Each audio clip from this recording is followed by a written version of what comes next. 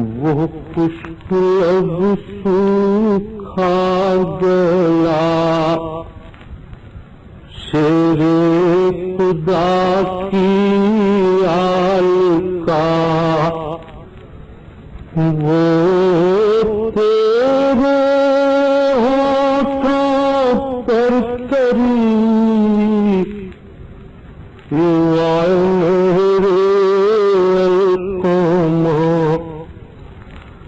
طوفان اٹھانا تھا تجھے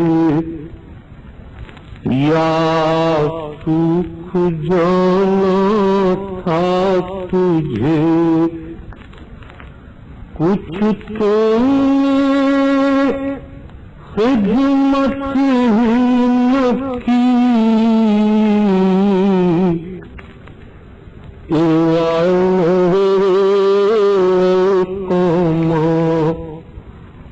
ایک مشک پانی کے لیے۔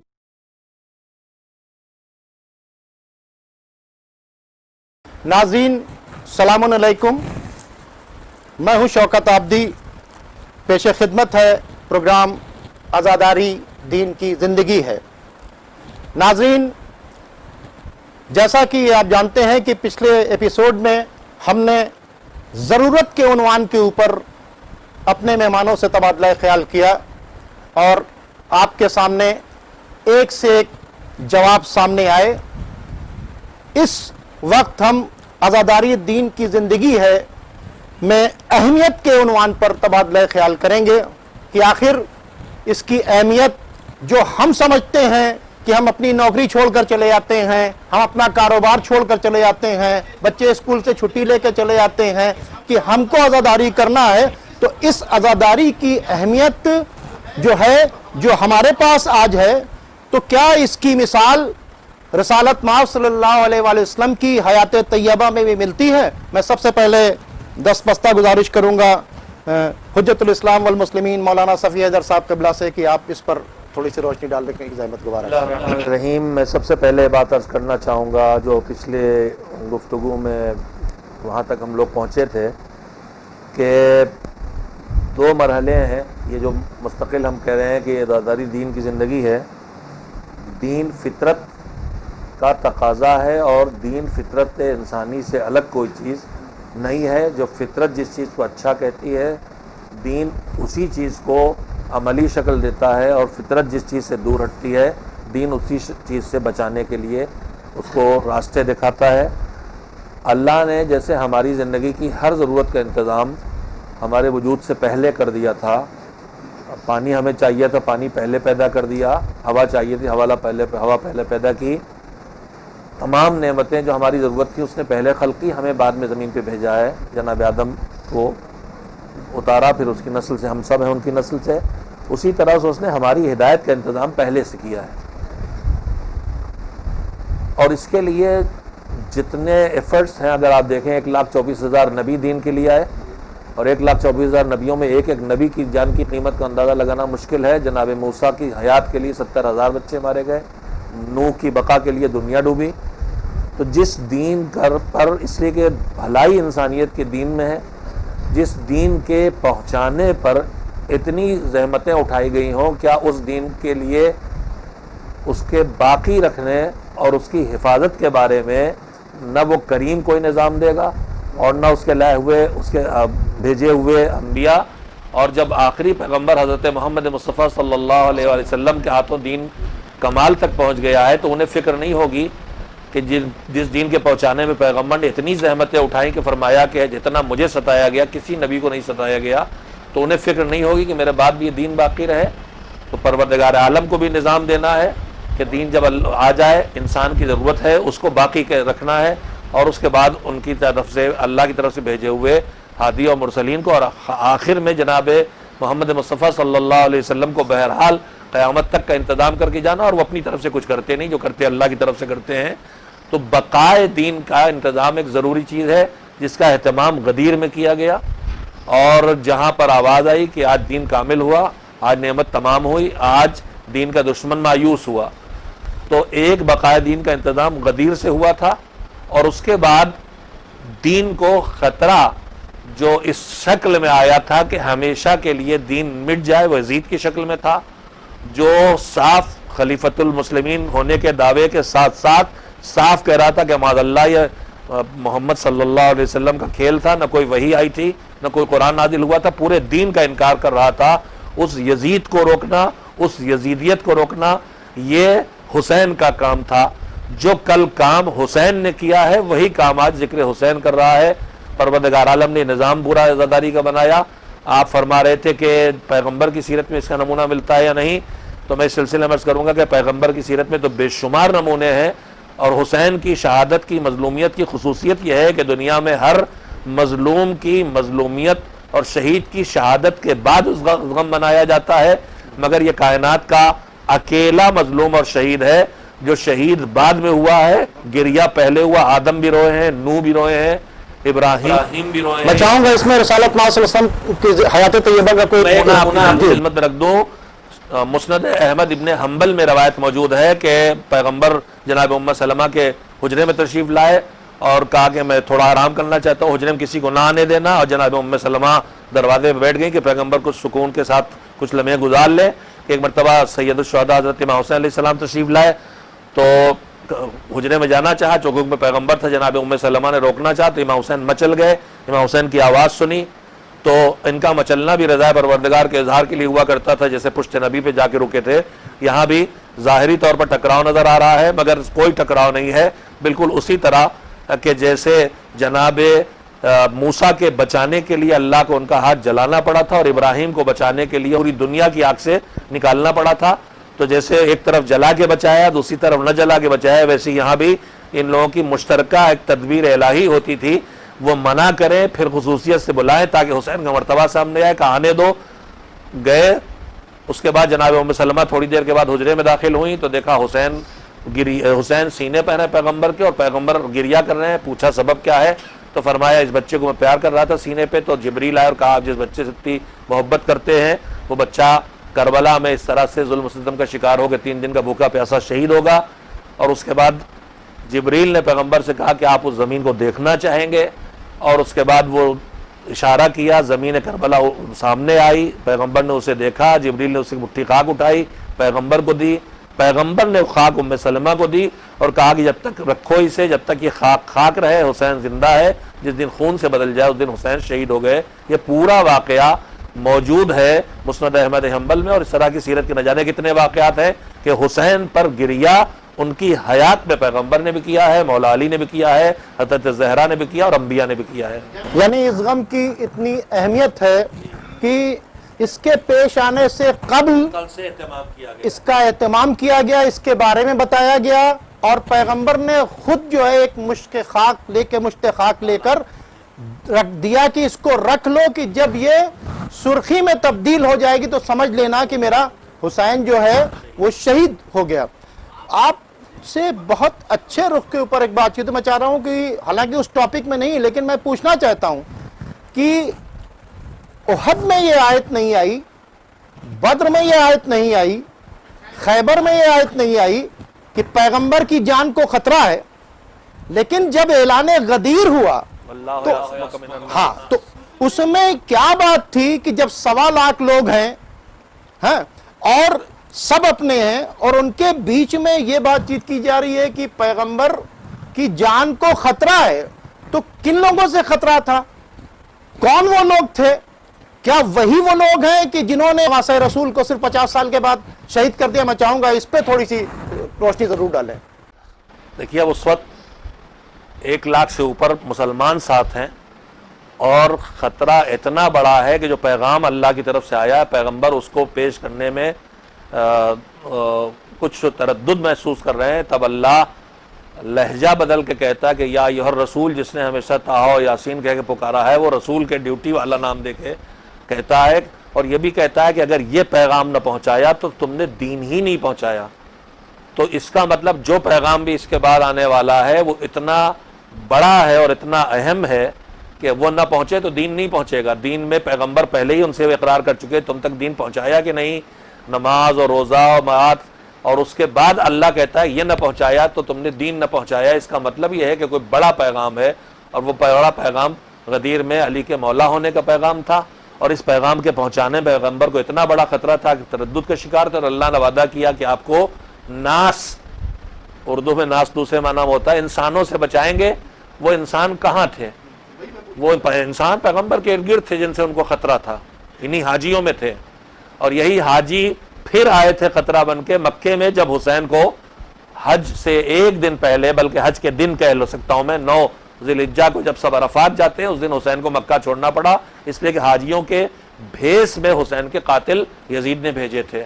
تو یہ خطرے ہمیشہ، بڑے خطرے ہمیشہ اندر سے پیدا ہوئے، اور آج بھی بڑے خطرے ہمیں اندر سے ہی ہیں، جو اس وقت ظلم و ستم کا بازار گرم کر رہے ہیں، گلے کاٹ رہے ہیں، خون بہا رہے ہیں، وہ چاہے باہر سے اعلی کار بنے ہوں لیکن ہیں اندر کے اندر کے۔ اس کے مطلب جو ہے، جو پیغام دیا جا رہا ہے بار بار کہ سب مسلمان تھے، سب ایک جیسے تھے، ٹھیک ہے، ایسا نہیں تھا، کیونکہ امام حسین کو شہید جو ہے وہ مشرکین نے نہیں کیا، امام حسین کو شہید عیسائیوں نے نہیں کیا، امام حسین کو شہید جو ہے یہودیوں نے نہیں کیا، امام حسین کو شہید اس نے ہی کیا جو کلمہ پڑھتا تھا، کلمے کی آڑ میں جو چھپا ہوا تھا۔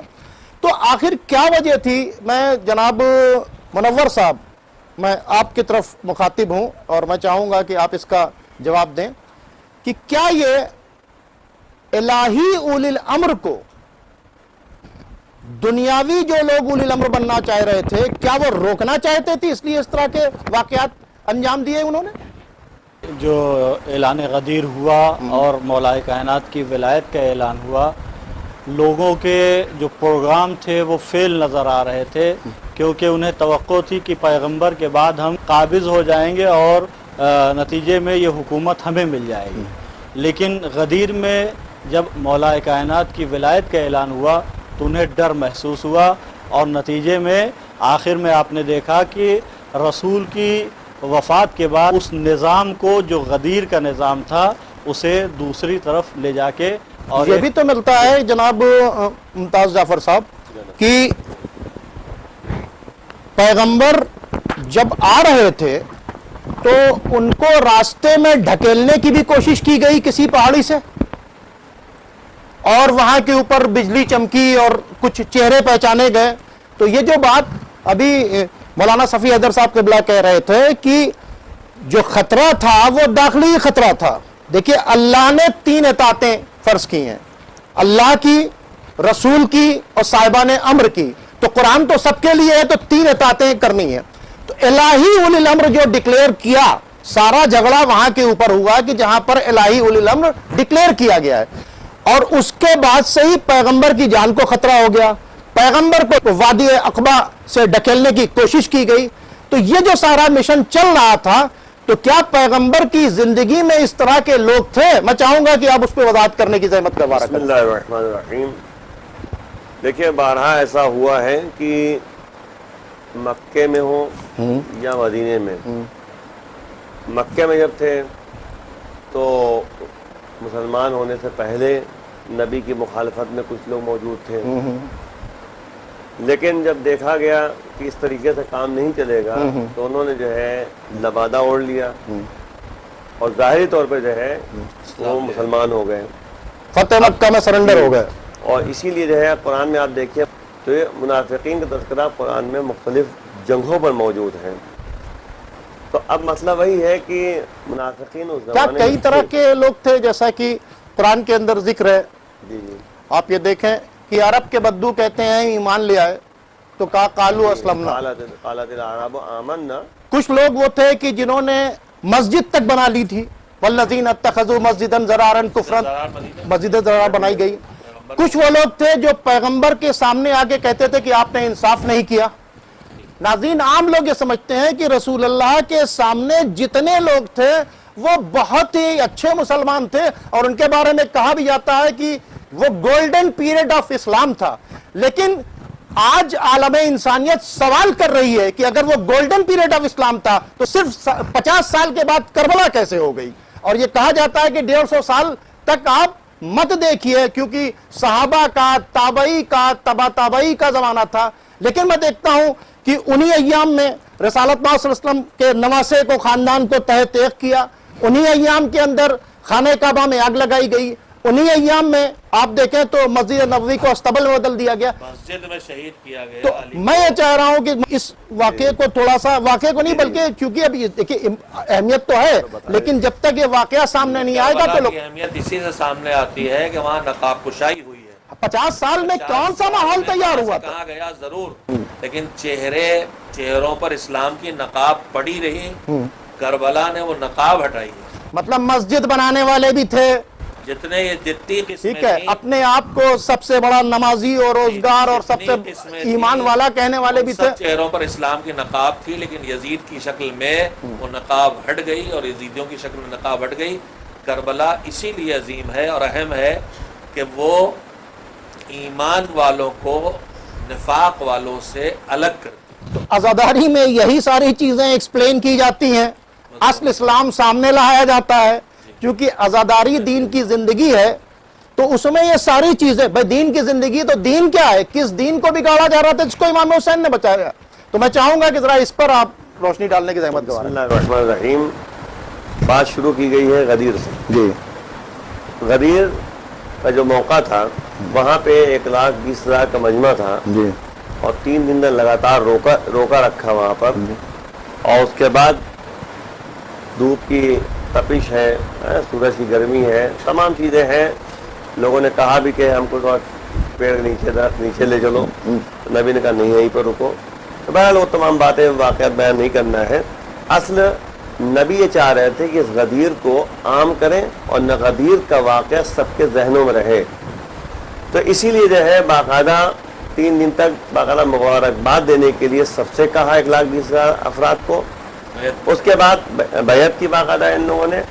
اس کے بعد یہ واقعہ جو آپ بتا رہے ہیں بجلی چمکی، تو یہ باقاعدہ اللہ کا ایک نظام تھا. واللہ یعصمک من الناس کی منزل میں جو ہے اللہ یہ دکھانا چاہ رہا ہے کہ کچھ ایسے افراد ہیں اس میں جو نبی کے مخالفت میں جو ہے قدم آگے بڑھا سکتے ہیں. ان کا چہرہ عیاں کیا گیا. اس کے آگے بڑھیے آپ. جب نبی نے باقاعدہ یعنی لشکر میں کچھ افراد کو بھیجا کہ تاکہ جو ہے یہ جائیں اور مدینے کے باہر اور جا کر جو ہے وہاں پر اس لشکر میں شامل ہو جائیں، جو کہ بہرحال بعد میں جو ہے جب یہ پلٹ کر آ گئے کچھ افراد تو نبی نے باقاعدہ لعنت کی تھی اسامہ کے لشکر. جی جی جی جی جی لعنت کی تھی باقاعدہ. تو یہ ایک طریقہ جو بتایا جا رہا ہے کہ کیسے کیسے افراد تھے اس زمانے میں. پھر نبی نے جبکہ قرآن یہ کہہ رہا ہے کہ رسول جو کچھ دے دیں لے لو، جس چیز سے روک نہ رک جاؤ، خبردار ان کی آواز پر آواز بھی بلند نہ کرو. اور اگر پیغمبر بھیج رہے تھے لشکر میں تو جانا چاہیے تھا. جی جی اب نبی نے جو ہے جب دیکھا اس طریقے کے ماحول کو تو نبی نے کہا اچھا قلم دوات ہی لے آؤ. اس کا بھی انکار کیا گیا، مطلب نہ لا کے دیا گیا، لا کے نہیں دیا گیا. اس کے بعد سلسلہ یہ نبی کی وفات کا آتا ہے. نبی کی وفات کے بعد آپ دیکھیے کتنے افراد. بڑے افسوس کی بات یہ ہے کہ 1,20,000 کا مجمع غدیر خم کے میدان میں جو وہ فخر کر رہے تھے کہ الوداع یعنی حج الوداع میں نبی کے ساتھ شامل ہوئے ہیں، ان میں سے کتنے افراد نبی کے جنازے میں تھے. تو تاریخ کا المیہ آپ دیکھیے کتنے افراد تھے. مدینے والے تھے تو وہ بھی جا کے جو ہے ایک جگہ پہ بیٹھ کے میٹنگ کرنے لگے. تو اب صرف بچے کون؟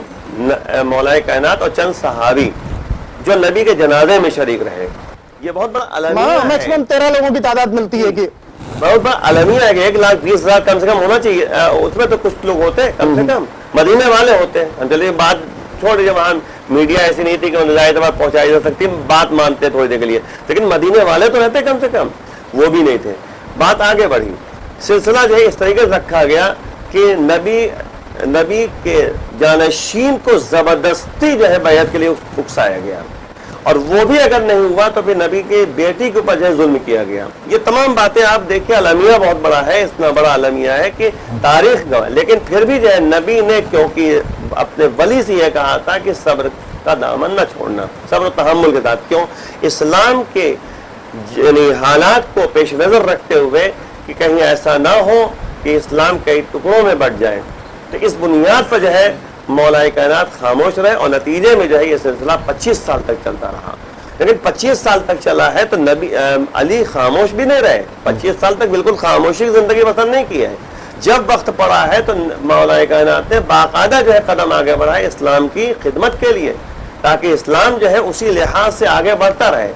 لیکن 5 سال کی زندگی جو مولا کائنات کی میں 4 سال کچھ مہینے 5 سال تقریباً مان لیجئے، یہ 5 سال کی زندگی جو مولا کائنات کی حکومت کی زندگی ہے، اس میں مولا کائنات نے عدل انصاف کی حکومت قائم کر کے دنیا والوں کے سامنے بتایا کہ دیکھو. اسی لیے جو ہے آپ دیکھیں غور کریں کہ بعض لوگوں نے یہ بھی کہا کہ ہم نے اس طریقے سے علی پیچھے نماز پڑھی جیسے ہم نبی کے پیچھے نماز پڑھتے تھے. آج وہ نماز یاد دلا دی جو ہم رسول کے پیچھے پڑھا جی، کرتے تھے. وہ میں جناب تہذیب الحسن صاحب قبلہ، یہ بہت اچھے رخ کے اوپر ہماری بات چیت آ گئی ہے، لیکن میں چاہوں گا کہ اس پر روشنی ضرور ڈالی جائے کہ 50 سال کے بعد امام حسین کے ساتھ جو ہوا تو وہ ہوا، رسول کی حیات کے فوراً بعد ان کی بیٹی کے ساتھ ظلم ہوا.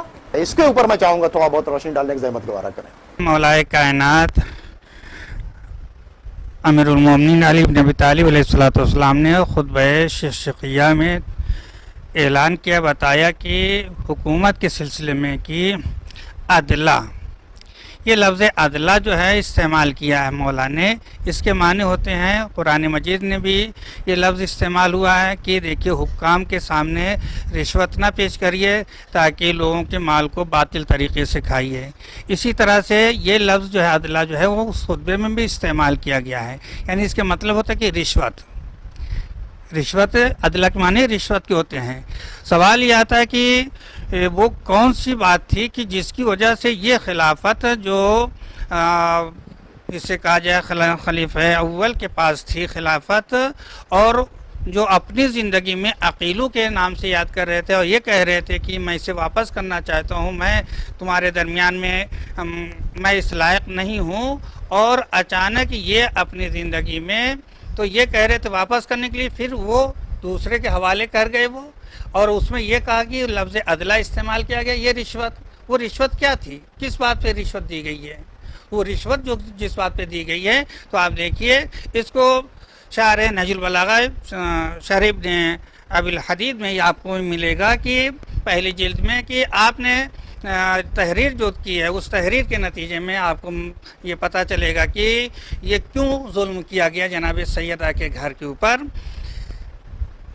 اس طرح سے کہ سب سے پہلے حامی جب یہ ثقیفہ میں یہ میٹنگ ہونے لگی تو جناب مولا کائنات کی حمایت میں زبیر آگے نکلے، اور زبیر نے اپنی تلوار کو نیام سے باہر نکال لی اور کہا کہ یہ اندر نہیں جائے گی جب تک کہ حق جو ہے وہ صاحب حق تک پہنچ نہ جائے. لیکن خود ابو سفیان آگے کہا کہ کہو تو مدینے کی گلیوں کو سواروں اور پیادوں سے پاٹ دوں، یہ تمہارا حق ہے. حق تو سب جانتے تھے، کیا وجہ تھی کہ اس حق کو نہیں دیا گیا؟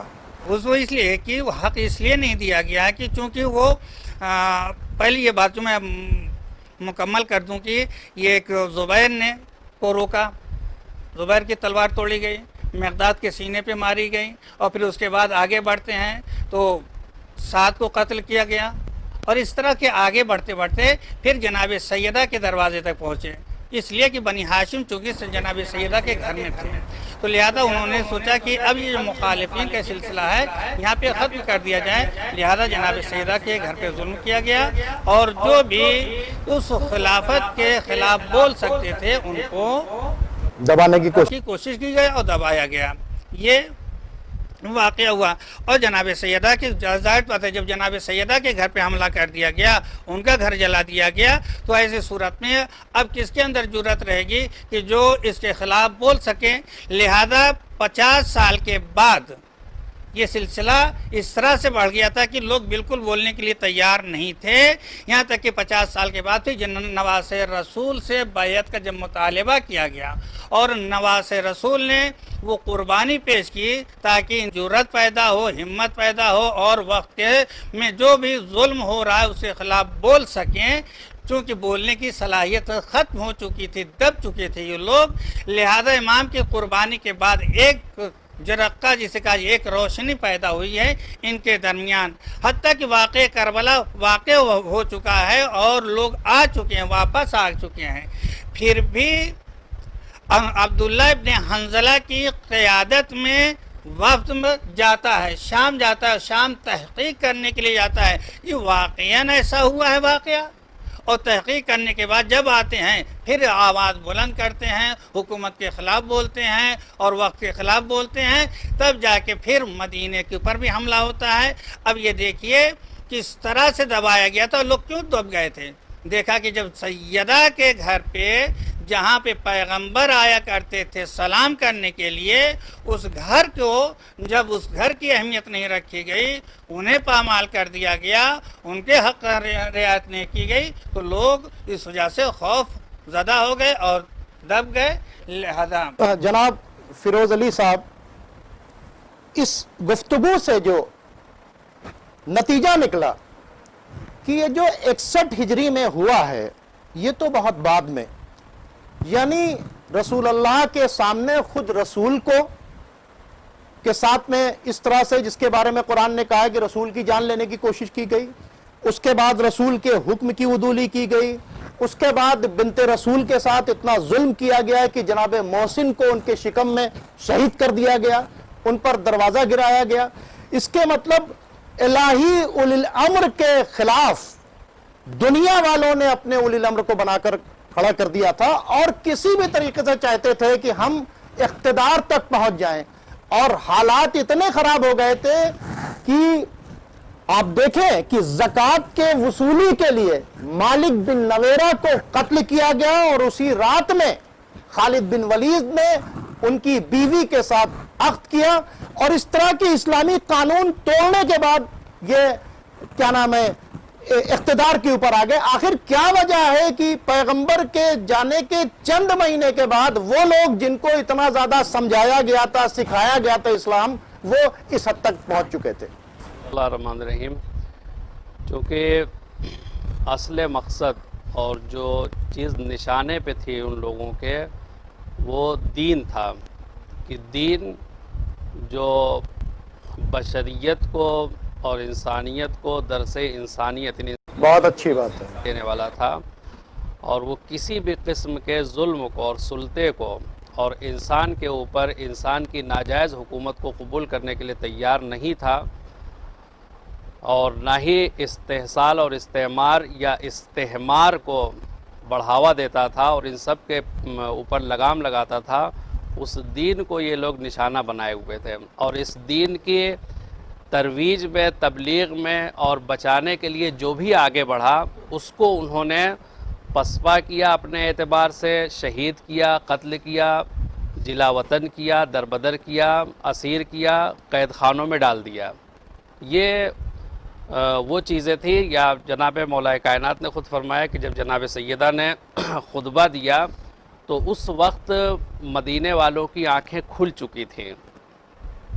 یہ خطبہ یعنی خطبہ فدق، تو چونکہ مخاطب یعنی ایک طرف سے رسول اسلام کی عظمت کا اعلان کیا، پھر احکام الہی کے فلسفے کو بیان کیا، وہیں پہ مدینے کے لوگوں کو بھی جو ہے وہ جناب سیدہ نے مخاطب قرار دیا تھا۔ جب انہوں نے دیکھا کہ یہ تو مسئلہ جو ہے وہ سب الٹ چکا ہے، تو اب یہ کہ کوئی راستہ نہیں بچتا ہے سوائے یہ کہ انہوں نے اجتماع کیا اس بات پر کہ جناب زہرا صلوات اللہ علیہا کو ہی درمیان سے ختم کر دیں۔ یہ خود مولا کہ یہ میسج جائے کہ جب ہم رسول کی بیٹی کی کوئی عزت نہیں کریں گے تو اب جو بھی سامنے آئے گا ہم اس کی کوئی عزت نہیں کریں گے۔ جناب فیض صاحب اگر اپنی بات کو ذرا اور مکمل کر دیں، تو انہوں نے دین کو نشانہ بنایا تھا، اور ہادیان دین چونکہ آگے آگے تھے لہذا یہ نشانے پہ تھے۔ اس کے بہت سے ثبوت ہیں۔ امیر شام جو تنہائی میں گفتگو کرتا ہے وہ یہی کہتا ہوا نظر آتا ہے کہ ہم نے پہلا آیا حکومت کی چلا گیا، ختم ہو گیا، دوسرا تیسرا، لیکن جب اذان کی آواز بلند ہوئی تو کہا میں اس نام کو ختم کرنا چاہتا ہوں۔ وہ جو اس نے شب کی تاریخی میں یا رات کے حصے میں اپنے ندیم سے کہا تھا، اسی بات کو یزید نے دربار میں برسر عام کہا تھا۔ یہ وہی چیز تھی، نہ کوئی وہی آئی۔ دین کو چونکہ نشانہ بنایا تھا، لہذا طلحہ کا جو بیٹا تھا جب یہ قافلہ لوٹ کر مدینے واپس پہنچتا ہے اسیری کے بعد، تو وہ یعنی گویا ایک طرح سے چونکہ طلحہ دشمن اہل بیت، وہ لوگ کچھ بھی مانے لیکن ہے یعنی دشمن اہل بیت، اس کو اس کا بیٹا ہے، یہ زخم پر نمک چھڑکنے کے لیے امام سجاد علیہ السلام سے جب وہ محمل میں تھے تب یہ سوال کرتا ہے کہ من الغالب، آپ یہ بتائیے، آپ تو اٹھے تھے اور سب کچھ قربان کر کے چلے آئے، سب کچھ جو ہے وہ یعنی قتل ہو گیا، باپ جو ہے شہید ہو گئے، چچا اور بھتیجے اور بھانجے سب جو ہے وہ قتل کر دیے گئے، تو اس میں جیتا کون؟ تو امام علیہ السلام نے یہ نہیں فرمایا کہ میں جیتا، چونکہ مقصد دین تھا، دین کو ہدف بنایا تھا ان لوگوں نے، لہذا امام نے بھی حوالہ دیا کہ دیکھو اگر دین بچا ہے تو میں جیتا ہوں۔ لہذا امام نے کہا کہ جب نماز کا وقت آئے، اذان اور اقامت کا اور نماز پڑھ، تب تجھے پتہ چلے گا کہ کون جیتا۔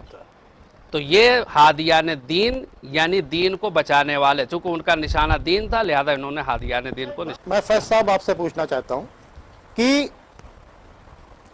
نماز میں محمد و آل محمد پر درود بھی بھیج رہے تھے، آل محمد کو پہچانتے بھی تھے، یہ بھی جانتے تھے کہ آل محمد میں امام حسین ہیں، لیکن اور ان کو ٹرانسلیشن کی ضرورت نہیں تھی، ہم جیسے لوگ جن کو عربک نہیں آتی ہے ان کو ٹرانسلیشن کی ضرورت ہے، لیکن ان کی زبان تھی، تو پھر اتنا سب کچھ ہو رہا تھا اور اتنے نمازی، اتنے روزدار، اتنے حاجی، یہ سب کے سب دیکھ رہے تھے، کیا وجہ تھی؟ بسم اللہ الرحمن الرحیم۔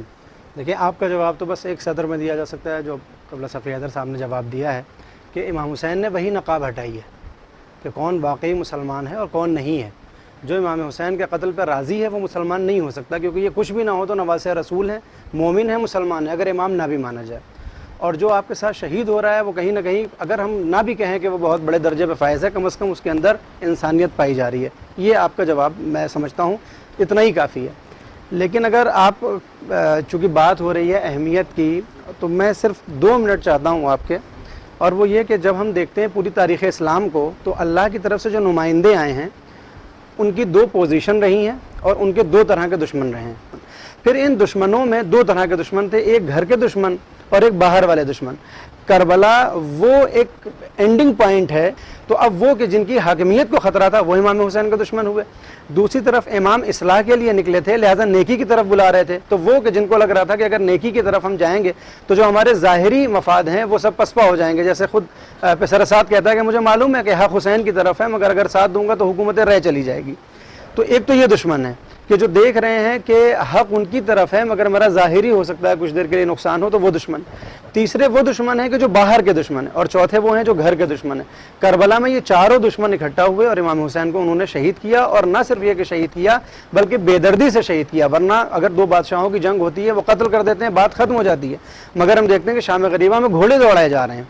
یعنی یہ پیغام دیا جا رہا ہے کہ اب کوئی ہماری حاکمیت کے سامنے، ہماری خلافت کے سامنے اگر کھڑا، ٹرر پھیلایا جا رہا ہے کہ اگر ہمارے خلاف کھڑے ہو گئے تو تم کو ہی نہیں، تمہاری لاش کو بھی نہیں چھوڑیں گے، پسپا کریں گے۔ مولانا صفی حیدر صاحب قبلہ کہ امام حسین علیہ السلام نے یہ کہا کہ میں اپنے جد کے امت کی اصلاح کے لیے جا رہا ہوں۔ جد کی امت تو نماز بھی پڑھ رہی تھی، روزہ بھی رکھ رہی تھی، حج بھی کر رہی تھی، لبیک اللہم لبیک لا شریک لبیک ان الحمد والنعمت لک والملک کی آوازیں آ رہی تھی۔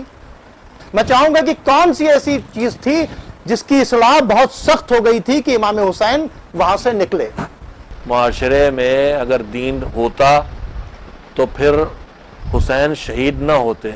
کسی عالم سے مجھے نام یاد نہیں رہ گیا، کسی نے اعتراض کیا تھا کہ جب یزید نے بیعت کا مطالبہ کیا اور سب نے بیعت کر لی، بڑے بڑے اصحاب نے، تو یہ خود بیعت بڑے بڑوں کا کرنا، یزید کا جو کھلم کھلا بدکار قاتل امام حسین علیہ السلام نے ولید کی مطالبے پر کہا تھا کہ میں نہیں بیعت کر سکتا یزید جیسے کہ میرا جیسا۔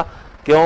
اس لیے کہ قاتل النفس المحرمہ، جو فاجر فاسق معلن بالفسق، جو کھلم کھلا گناہ کر رہا ہے اور ان کے اعلان کر رہا ہے، جو جن کا قتل حرام ہے ان کو قتل کر رہا ہے، میں اس کی بیعت نہیں کروں گا۔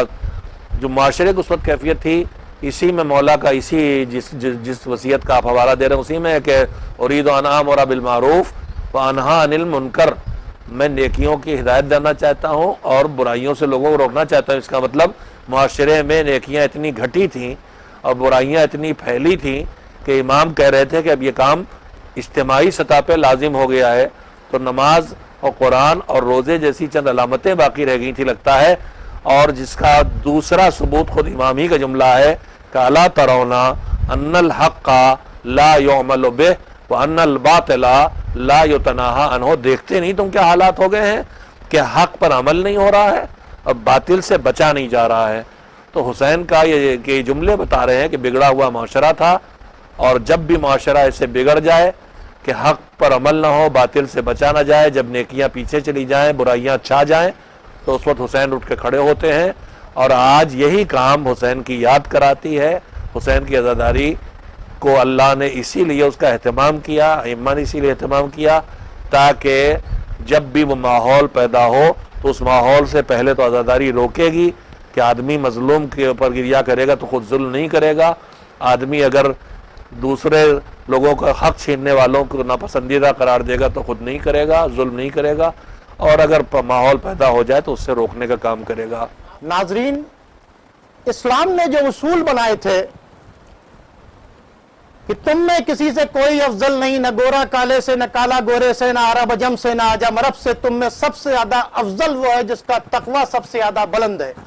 चूंकि मैदान गदीर में पैगंबर ने अली को रिश्तेदारी की बुनियाद के ऊपर नहीं, तकवे की बुनियाद के ऊपर बुलंद कर दिया था, तो अब चूंकि तकवे में कोई मुकाबला कर नहीं सकता था और उलिल अम्र उसको ही बनना होता है जो तकवे में सबसे अफजल होता है, तो चूंकि उस इलाही निजाम के खिलाफ एक दाग बेल गदीर में डाल दी गई और वो बढ़ते बढ़ते करबला तक आ गई, और फिर करबला में आने के बाद इस बेदर्दी से नवासे रसूल और उनके साथियों को शहीद कर दिया गया।